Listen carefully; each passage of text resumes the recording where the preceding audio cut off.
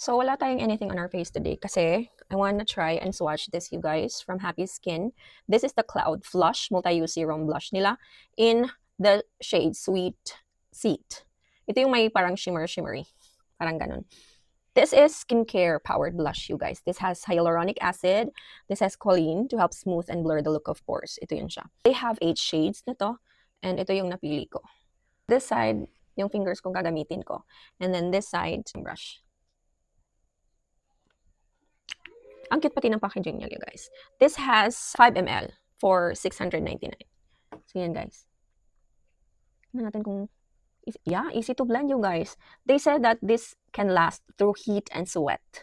Ang gusto ko dito is yung may sheer siya. Yan. So, this is a Sweet Seat.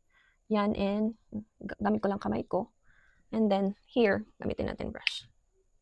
Pero ang ganda ng kulay niya. Nakaka-fresh. Look.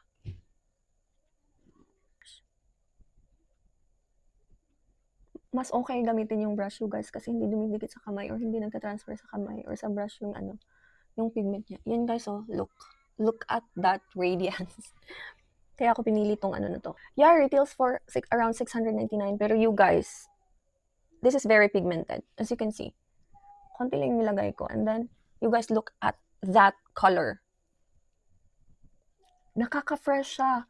This shade na to, Sweet Seat, you don't need highlighters.